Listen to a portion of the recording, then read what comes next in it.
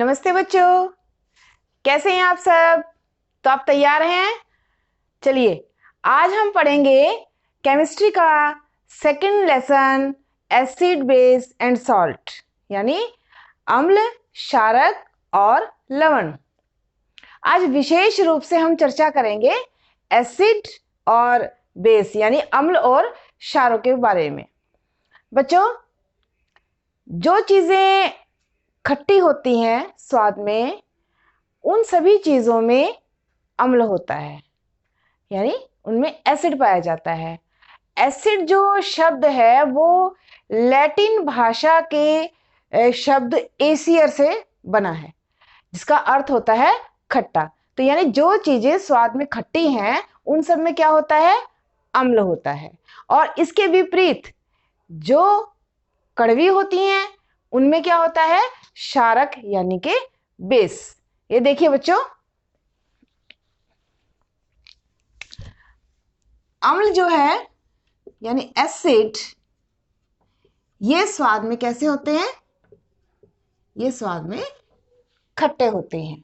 और बेस यानी कि क्षारक जो है वो स्वाद में कड़वे होते हैं। और यदि हम छू करके पहचान करना चाहें इनकी, तो जो अम्ल हैं, जो एसिड हैं, वो छूने में तीखे होते हैं, तीखे। और जो बेस है, जो क्षारक हैं, वो छूने में चिकने होते हैं।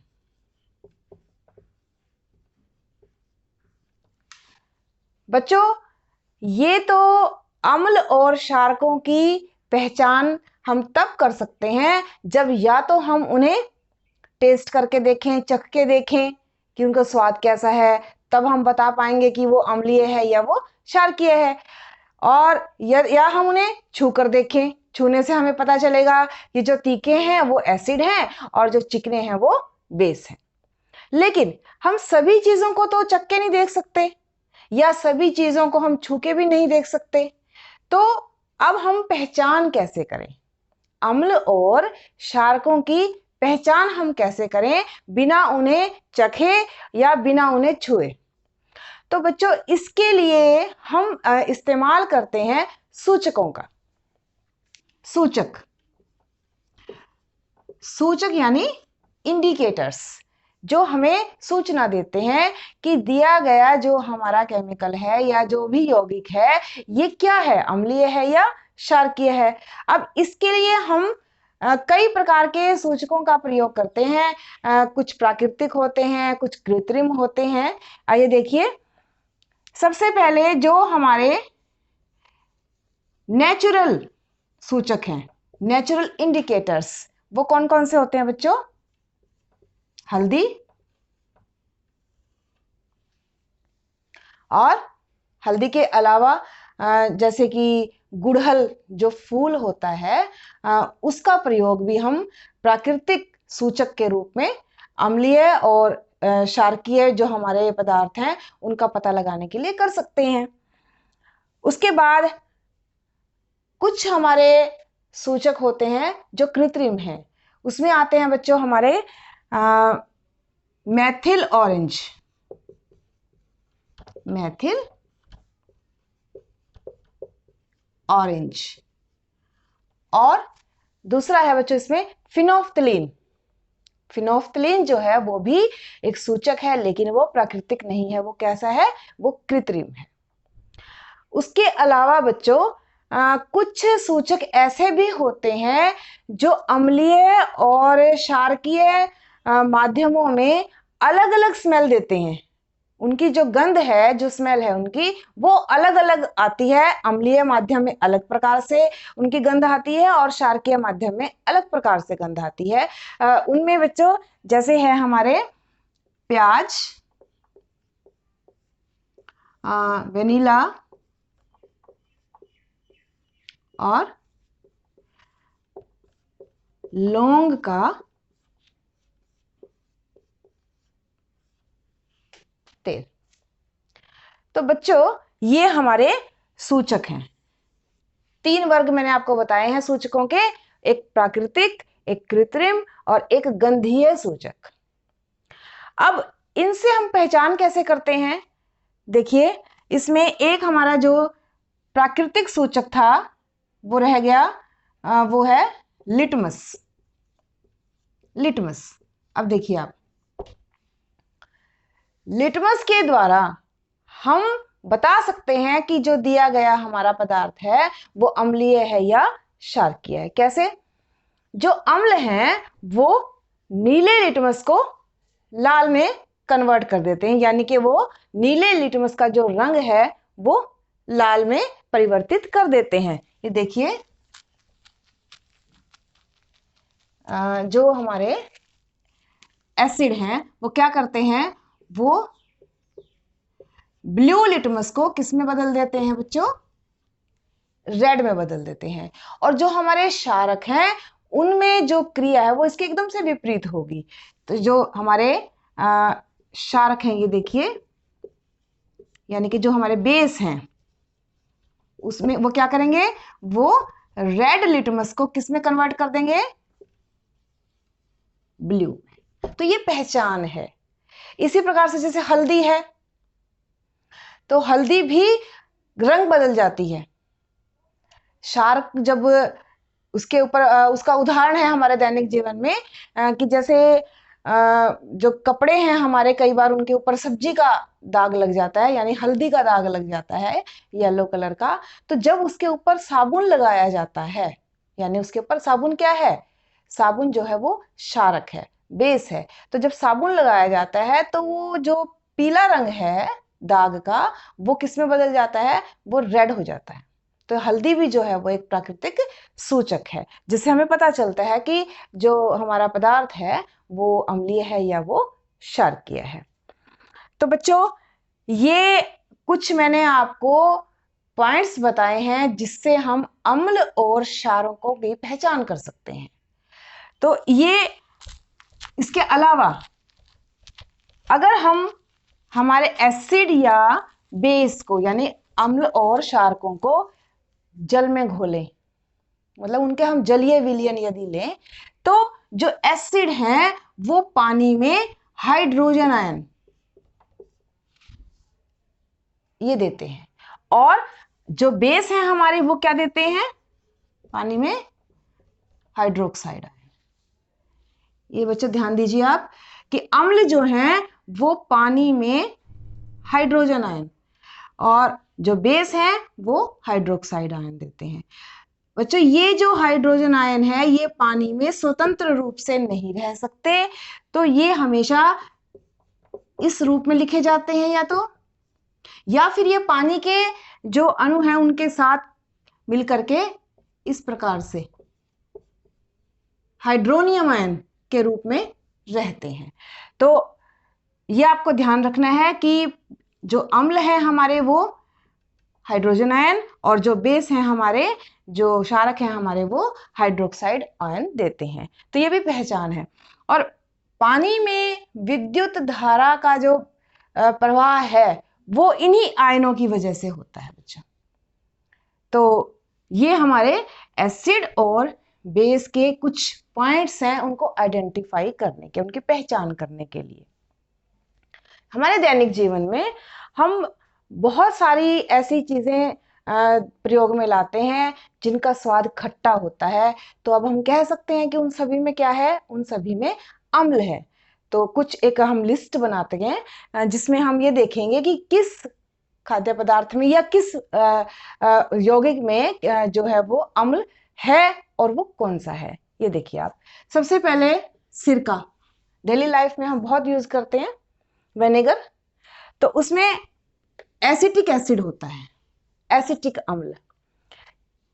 बच्चों, जो दही है, दही में हमारे लैक्टिक एसिड होता है। पालक है, पालक में ऑक्सैलिक एसिड होता है। इमली है, इमली में टार्टरिक एसिड होता है। आंवला है, आंवले में एस्कॉर्बिक एसिड होता है। और जितने भी हमारे सिट्रस फ्रूट्स हैं जैसे संतरा है, तो उन सब में सिट्रिक एसिड होता है बच्चों। तो होता सब में एसिड ही है, लेकिन किस में कौन सा होता है ये हमें थोड़ा ध्यान देना होगा। इसके अलावा दैनिक जीवन में अगर हम क्षारकों के उदाहरण लें, ये देखिए चूने का पानी,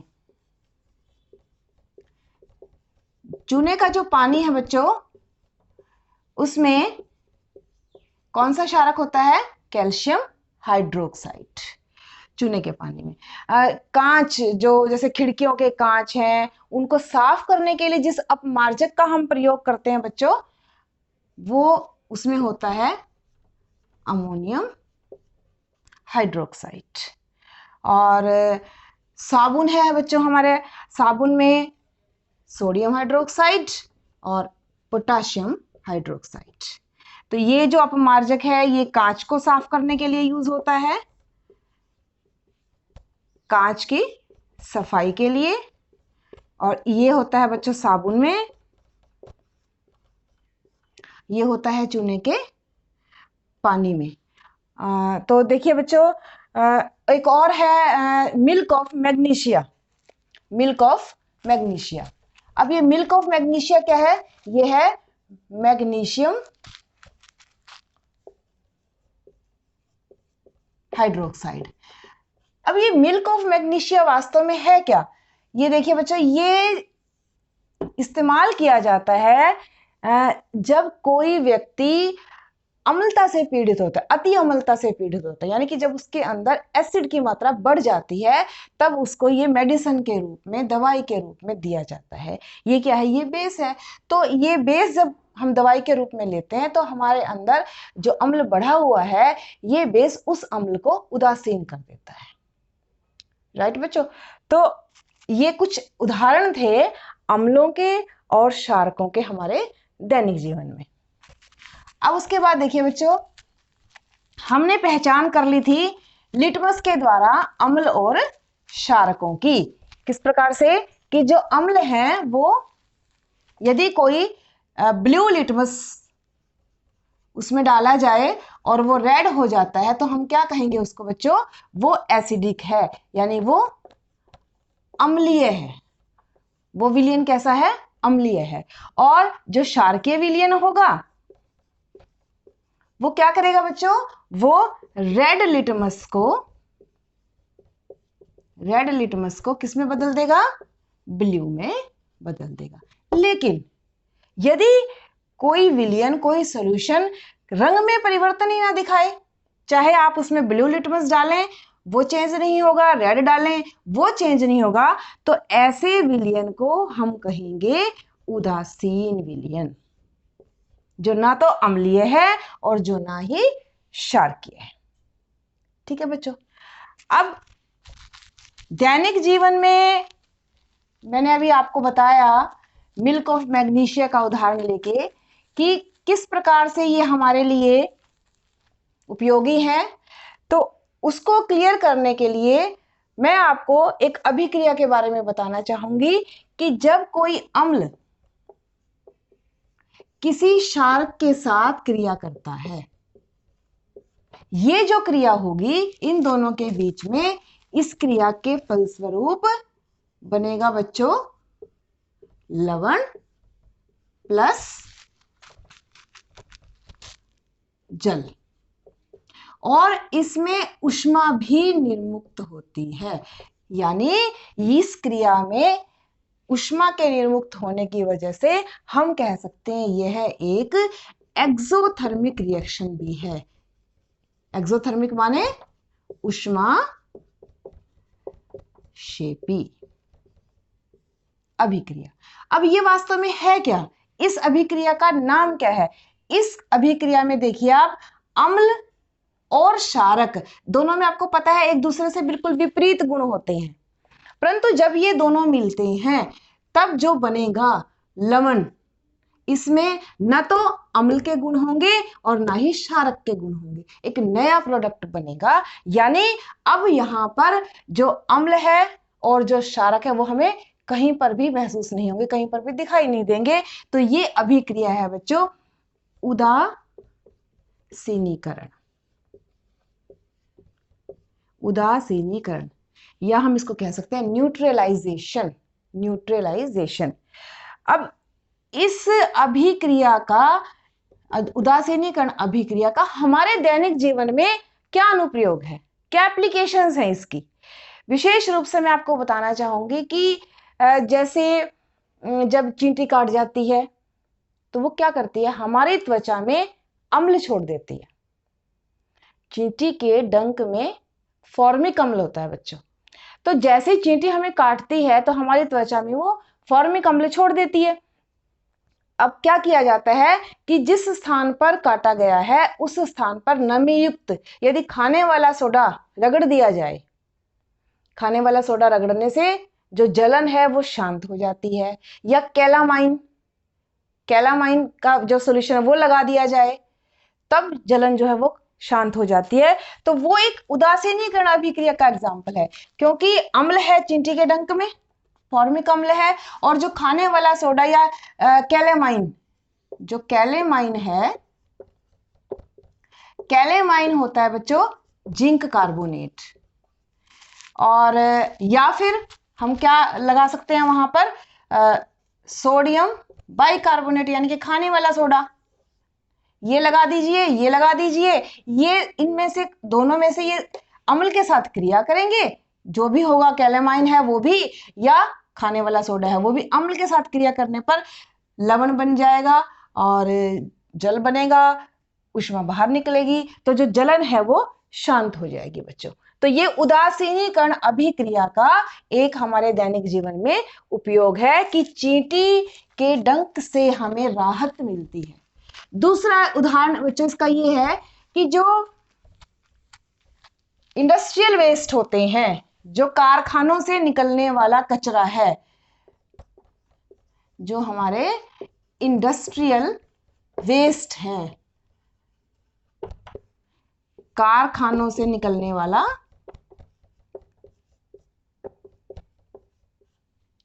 से निकला अपशिष्ट, बच्चों जब उसको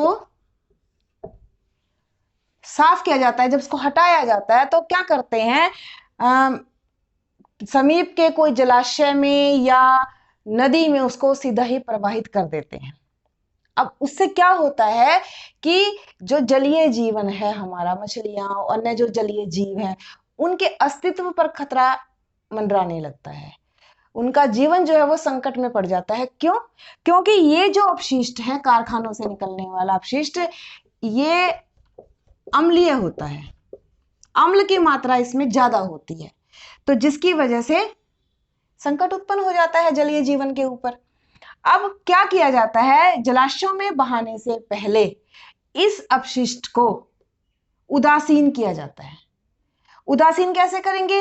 उदासीनीकरण अभिक्रिया से हमने अभी समझा था, क्योंकि ये अम्लीय है तो इसमें क्या मिला देंगे, क्षारक मिला देंगे, मतलब ये एसिड है, इसमें ज्यादा एसिडिक है ये, तो इसमें बेस मिला देंगे। तो उससे क्या होगा कि जो ये अपशिष्ट है ये उदासीन हो जाएगा। उदासीन होने के बाद जलाशयों में बहाने के बाद भी जो जलीय जीवन है हमारा, उसके ऊपर खतरा जो है वो कम हो जाता है। तो हमेशा इंडस्ट्रियल वेस्ट को जलाशयों में बहाने से पहले उसे उदासीन करना आवश्यक है, और उसको उदासीन किया जाता है।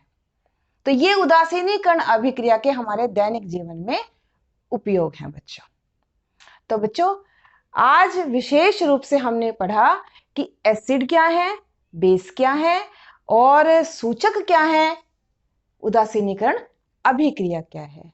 तो आशा है कि आपको समझ आ गया होगा। इस लेसन के अगले पार्ट को आप अगली वीडियो में देखेंगे। चैनल को सब्सक्राइब करना ना भूलिएगा। तब तक आप पढ़ते रहिए। Thank you.